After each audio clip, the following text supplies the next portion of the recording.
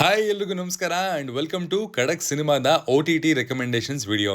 ಈ ವಾರ OTTಲಿ ಯಾವ್ದೆಲ್ಲ ಒಳ್ಳೆ ಸಿನಿಮಾಗಳು ರಿಲೀಸ್ ಆಗಿದೆ, ಯಾವ್ದೆಲ್ಲ ಒಳ್ಳೆ ವೆಬ್ ಸೀರೀಸ್ ಗಳು ರಿಲೀಸ್ ಆಗಿದೆ, ಯಾವ್ದು ವರ್ತ್ ವಾಚಿಂಗ್, ಯಾವ್ದನ್ನ ಸ್ಕಿಪ್ ಮಾಡಿದ್ರು ಅಂತದೇನು ಪ್ರಾಬ್ಲಮ್ ಆಗಲ್ಲ, ಎಲ್ಲವನ್ನ ಇವತ್ತಿನ ವಿಡಿಯೋದಲ್ಲಿ ಹೇಳ್ತೀನಿ. ಬನ್ನಿ ನೋಡ್ಕೊಂಬರೋಣ. ನೀವು ಖಡಕ್ ಸಿನಿಮಾಗೆ ತೋರಿಸಿರುವಂತಹ ಪ್ರೀತಿಗೆ ತುಂಬಾನೇ ಧನ್ಯವಾದಗಳು. ಇದೇ ರೀತಿ ಖಡಕ್ ಟಾಕ್ಸ್ ಅನ್ನುವಂತಹ ಒಂದು ಪಾಡ್ಕಾಸ್ಟ್ ಚಾನಲ್ ಅನ್ನ ಕೂಡ ಓಪನ್ ಮಾಡಿದೀವಿ. ಅಲ್ಲಿ ನಮ್ಮ ನಾಡಿನ ವಿವಿಧ ಸಾಧಕರ ಬಗ್ಗೆ ಮಾತಾಡ್ತಾ ಇದೀವಿ. ತುಂಬಾ ಕುತೂಹಲಕಾರಿಯಾಗಿರುತ್ತೆ. ನೋಡಿ, ನಿಮ್ಗೆ ಇಷ್ಟ ಆದ್ರೆ ಸಪೋರ್ಟ್ ಮಾಡಿ. Thank you. ಮಾರ್ಕ್ 2024ರಲ್ಲಿ ಸಕ್ಸಸ್ ನ ರುಚಿ ಕಂಡಿದ್ದ ಮ್ಯಾಕ್ಸ್ ಸಿನಿಮಾ ಮತ್ತೆ ರಿಯೂನೈಟ್ ಆಗಿ ಮಾಡಿದಂತಹ ಸಿನಿಮಾನೇ ಮಾರ್ಕ್. ವಿಜಯ್ ಕಾರ್ತಿಕೇಯ ಅವರು ಡೈರೆಕ್ಟ್ ಮಾಡಿರುವಂತಹ ಈ ಸಿನಿಮಾದಲ್ಲಿ ಕಿಚ್ಚ ಸುದೀಪ್ ಅವರು, ನವೀನ್ ಚಂದ್ರ ಅವರು, ಶೈನ್ ಟಾಮ್ ಚಾಕೋ ಲೀಡ್ ರೋಲ್ಸ್ ಅಲ್ಲಿ ಕಾಣಿಸ್ಕೊಂಡಿದ್ದಾರೆ. ಇಲ್ಲಿ ನಮ್ಮ ಮುಖ್ಯ ಪಾತ್ರಧಾರಿಯ ಹೆಸರು ಅಜಯ್ ಮಾರ್ಕಂಡೇಯ. ಸಸ್ಪೆಂಡ್ ಆಗಿರುವಂತಹ ಇವನು ಒಂದು ಕೇಸ್ ನ ಅನ್ಅಫಿಷಿಯಲಿ ಹ್ಯಾಂಡಲ್ ಮಾಡ್ಬೇಕಾಗಿ ಬರುತ್ತೆ. ಅಂಡ್ ಅಲ್ಲಿ ನಡೀತಾ ಇರೋದು ಮಕ್ಕಳ ಕಿಡ್ನಾಪಿಂಗ್. ಅವ್ರನ್ನೆಲ್ಲ ಕಾಪಾಡೋದಕ್ಕೆ ಅವನ ಹತ್ರ ಇರೋದು 18 ಗಂಟೆಗಳು ಮಾತ್ರ.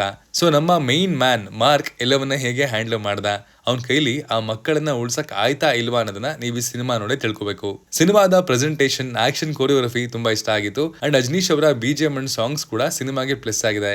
ಸಿನಿಮಾ ತನ್ನ ಆಡಿಯನ್ಸ್ ನ ಎಂಗೇಜ್ ಮಾಡಿ ಕೂರ್ಸೋದ್ರಲ್ಲಿ ಒಂದು ಒಳ್ಳೆ ಮಾರ್ಕ್ಸ್ ನ ತಗೊಳುತ್ತೆ. ಮ್ಯಾಕ್ಸ್ ತರಾನೇ ಸಿನಿಮಾ ಇದೆಯಾ ಅಂತ ಕೇಳೋದಾದ್ರೆ ಸ್ವಲ್ಪ ಹೋಲಿಕೆ ಇದೆ, ಬಟ್ ಎಂಟೈರ್ ಸ್ಟೋರಿ ಅಂತೂ ಅಲ್ಲ. ಖಡಕ್ ಸಿನಿಮಾದ ಪ್ರಕಾರ ಇದೊಂದು decent good watch. Jio hot star ಅಲ್ಲಿ ಅವೈಲೇಬಲ್ ಇದೆ. 45 ಇದು ಅರ್ಜುನ್ ಜನ್ಯ ಅವರು ಡೈರೆಕ್ಟ್ ಮಾಡಿರುವಂತಹ ಸಿನಿಮಾ. ಅವರು ಡೈರೆಕ್ಟ್ ಮಾಡಿರುವಂತಹ ಮೊದಲ ಸಿನಿಮಾ ಇದಾಗಿತ್ತು. ಇಲ್ಲಿ ಡಾಕ್ಟರ್ ಶಿವರಾಜ್ ಕುಮಾರ್ ಅವರು, ರಿಯಲ್ ಸ್ಟಾರ್ ಉಪ್ಪಿ ಅವರು ಹಾಗೂ ರಾಜ್ ಬಿ ಶೆಟ್ಟಿ ಅವರು ಲೀಡ್ ರೋಲ್ ಗಳಲ್ಲಿ ಕಾಣಿಸ್ಕೊಂಡಿದ್ದಾರೆ. ಇದನ್ನ ರಿವ್ಯೂ ಮಾಡಬೇಕಾದ್ರೆ ಇದರ ಕತೆ ಬಗ್ಗೆ ಆನ್ಲೈನ್ ಪ್ಲಾಟ್ ಅಂತ ನಾವು ಏನ್ ಹೇಳ್ತೀವಿ ಅದನ್ನ ಹೇಳಲಿಲ್ಲ.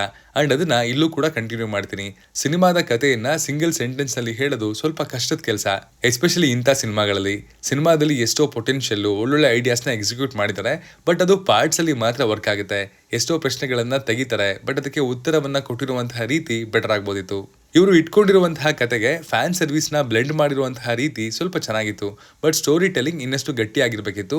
ಅಂಡ್ ಅಲ್ಲಿ ಡಿಸ್ಟ್ರಾಕ್ಷನ್ಸ್ ಕಮ್ಮಿ ಆಗ್ಬೇಕಿತ್ತು ಅನ್ನೋದು ನಮ್ಮ ಅನಿಸಿಕೆ. ಬಟ್ ಈ ತರದ ಕಥೆಯನ್ನ ಆರಿಸ್ಕೊಂಡು ಸಿನಿಮಾ ಮಾಡಿರೋದಕ್ಕೆ ಒಂದು ಅಪ್ಲಾಸ್ ಅರ್ಜುನ್ ಜನ್ಯ ಅವರಿಗೆ ಬರಲೇಬೇಕು. ಖಡಕ್ ಸಿನಿಮಾದ ಪ್ರಕಾರ 45 ಒಂದು ಡೀಸೆಂಟ್ ಗುಡ್ ವಾಚ್ ಅಂತಾನೆ ಹೇಳ್ತೀನಿ. ZEE5 ನಲ್ಲಿ ನೋಡಿ, ಒಂದು ವಿಭಿನ್ನವಾದ ಪ್ರಯತ್ನ.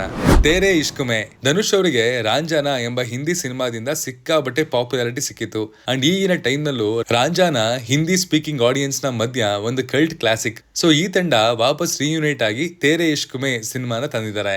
ರಾಂಜಾನಾದ ಒಂದು ಸ್ಪಿರಿಚುವಲ್ ಸೀಕ್ವೆಲ್ ತರ ಕೂಡ ಇದನ್ನ ಮಾರ್ಕೆಟ್ ಮಾಡಲಾಗಿತ್ತು. ಈ ಸಿನಿಮಾದಲ್ಲಿ ಧನುಷ್ ಅವರೊಡನೆ ಕೃತಿ ಸೆನಾನ್ ಕೂಡ ಲೀಡ್ ರೋಲ್ ಅಲ್ಲಿ ಕಾಣಿಸ್ಕೊಂಡಿದ್ದಾರೆ. ಇಲ್ಲಿ ಮೈನ್ ಕ್ಯಾರೆಕ್ಟರ್ಸ್ ನ ಹೆಸರು ಶಂಕರ್ ಹಾಗೂ ಮುಕ್ತಿ.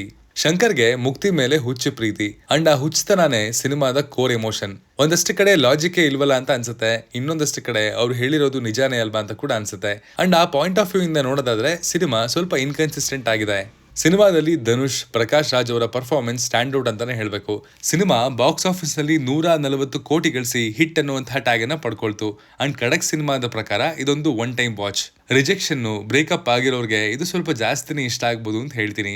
ನೆಟ್ಫ್ಲಿಕ್ಸ್ ನಲ್ಲಿ ಹಿಂದಿ, ತಮಿಳ್ ಭಾಷೆಗಳಲ್ಲಿ ಅವೈಲೇಬಲ್ ಇದೆ. ಚೀಕಟಿಲೋ ಇದು ಶೋಭಿತಾ ದುಲಿಪಾಲ ಅವರು ಲೀಡ್ ಆಗಿ ಕಾಣಿಸ್ಕೊಂಡಿರುವಂತಹ ಸಿನಿಮಾ. ಇಲ್ಲಿನ ಮೈನ್ ಕ್ಯಾರೆಕ್ಟರ್ ನ ಹೆಸರು ಸಂಧ್ಯಾ. ಟಿವಿಯಲ್ಲಿ ಕೆಲಸ ಮಾಡ್ತಿದ್ದ ಇವಳು ಆ ಕೆಲಸವನ್ನ ಬಿಟ್ಟು ಸ್ವಂತ ಕ್ರೈಮ್ ಸ್ಟೋರೀಸ್ ರಿಲೇಟೆಡ್ ಪಾಡ್ಕಾಸ್ಟ್ ಅನ್ನ ಓಪನ್ ಮಾಡ್ತಾಳೆ. ಅಂಡ್ ಅದರ ಹೆಸರೇ ಚೀಕತಿಲೋ. ಎಲ್ಲ ಸರಿಯಾಗಿ ನಡೀತಾ ಇರಬೇಕಾದ್ರೆ ಅವಳ ಇಂಟರ್ನ್ ಒಬ್ಬಳ ಹತ್ಯೆ ಆಗುತ್ತೆ.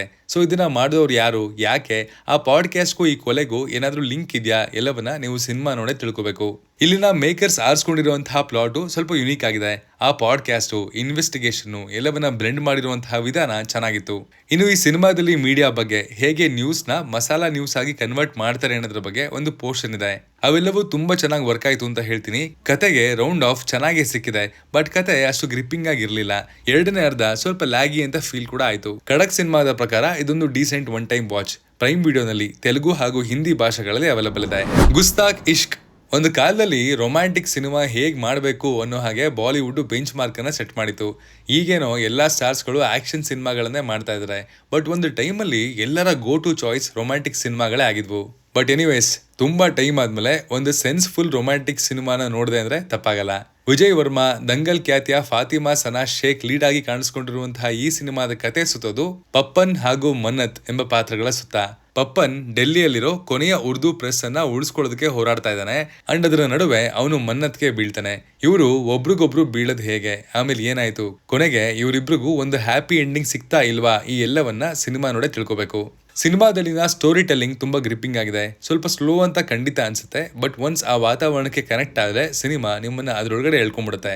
ಒಳ್ಳೆ ಪರ್ಫಾರ್ಮೆನ್ಸಸ್ ಕೂಡ ಈ ಸಿನಿಮಾದ ಮೇಜರ್ ಹೈಲೈಟ್. ಖಡಕ್ ಸಿನಿಮಾದ ಪ್ರಕಾರ ಇದೊಂದು good watch. Jio hot star ಅಲ್ಲಿ ಹಿಂದಿ ಭಾಷೆಯಲ್ಲಿ ಅವೈಲಬಲ್ ಇದೆ. ಸಿರಾಯಿ ಕೆಲವು ಸಿನಿಮಾಗಳೇ ಹಾಗೆ ಅಲ್ವಾ ಗುರುವೆ, ನೋಡಿ ಮುಗಿಸಿದ್ಮೇಲೆ ಆ ಸಿನಿಮಾದ ಬಗ್ಗೆ ಥಾಟ್ಸ್ ಬರ್ತಾನೆ ಇರುತ್ತೆ. ಆ ಟ್ವಿಸ್ಟ್ ಟರ್ನ್ಸ್ ನಮ್ಮನ್ನ ಆ ಲೆವೆಲ್ಗೆ ಶಾಕ್ ಕೂಡ ಮಾಡಿರ್ತವೆ. And Sirai is one such film ಅಂದ್ರೆ ತಪ್ಪಾಗಲ್ಲ. ಪ್ಲಾಟ್ ವಿಷಯಕ್ಕೆ ಬರೋದಾದ್ರೆ, ಕಾತಿರವನ್ ಕಾನ್ಸ್ಟೇಬಲ್ ಆದ ಇವನು ಅಬ್ದುಲ್ ಎಂಬ ಕೈದಿಯನ್ನ ಒಂದು ಕಡೆಯಿಂದ ಇನ್ನೊಂದು ಕಡೆಗೆ ಓವರ್ ನೈಟ್ ಕರ್ಕೊಂಡು ಎಸ್ಕಾಟ್ ಮಾಡ್ಬೇಕಾಗಿ ಬರುತ್ತೆ. ಅಂಡ್ ಈ ನಡುವೆ ಒಂದು ಇನ್ಸಿಡೆಂಟ್ ನಡೆಯುತ್ತೆ. ಏನದು, ಯಾಕೆ ನಡೀತು, ಯಾರ್ ಕಾರಣ ಅನ್ನೋದನ್ನೆಲ್ಲ ನೀವು ಸಿನಿಮಾ ನೋಡೇ ತಿಳ್ಕೊಬೇಕು. ಸಿನಿಮಾದ ಬಿಗ್ಗೆಸ್ಟ್ ಪಾಸಿಟಿವ್ ಇಲ್ಲಿನ ರಿಯಲಿಸ್ಟಿಕ್ ರೈಟಿಂಗ್. ಎಲ್ಲೂ ಸಹ ಲಾಜಿಕ್ ನ ಕೊರತೆ ಇದೆ ಅಂತ ಅನ್ಸೋದಿಲ್ಲ. ಇನ್ನು ಪಾತ್ರಗಳನ್ನ ಪ್ರೆಸೆಂಟ್ ಮಾಡಿರುವಂತಹ ರೀತಿ, ಹೀರೋ ವಿಲನ್ ಅನ್ನೋದು ಬರಲ್ಲ, ಬರೀ 2 ಯೋಚನೆಗಳ ಫೈಟ್ ಅಂತ ಕೂಡ ಹೇಳ್ಬೋದು.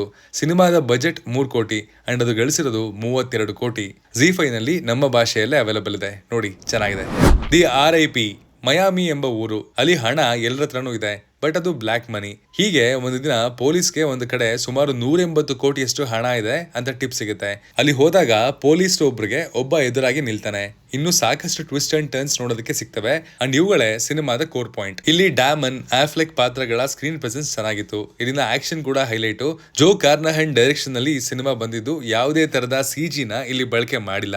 ಅಂಡ್ ಆದಷ್ಟು ಕಡೆ ರಿಯಲ್ ಲೊಕೇಶನ್ಸ್ ಅಲ್ಲಿ ಶೂಟ್ ಮಾಡಿದ್ದಾರೆ. ಸಿನಿಮಾದ ಸ್ಟೋರಿ ಟೆಲ್ಲಿಂಗ್ ಪ್ಯಾಟರ್ನ್ ಕೂಡ ಎಂಗೇಜಿಂಗ್ ಆಗಿದೆ. And through out the cinema ನಿಮ್ಮನ್ನ ಎಂಗೇಜಿಂಗ್ ಆಗಿ ಕೂರಿಸುತ್ತೆ. ಖಡಕ್ ಸಿನಿಮಾದ ಪ್ರಕಾರ ಇದೊಂದು ಗುಡ್ ವಾಚ್. ನೆಟ್ಫ್ಲಿಕ್ಸ್ ಅಲ್ಲಿ ಅವೈಲಬಲ್ ಇದೆ. 120 ಬಹದ್ದೂರ್ ಇದು ಫರಾನ್ ಅಖ್ತರ್, ಸ್ಪರ್ಶ್ ವಾಲಿಯಾ, ರಾಶಿ ಖನ್ನಾ ಇನ್ನು ಮುಂತಾದವರು ಲೀಡ್ ಆಗಿ ಕಾಣಿಸ್ಕೊಂಡಿರುವಂತಹ ಸಿನಿಮಾ.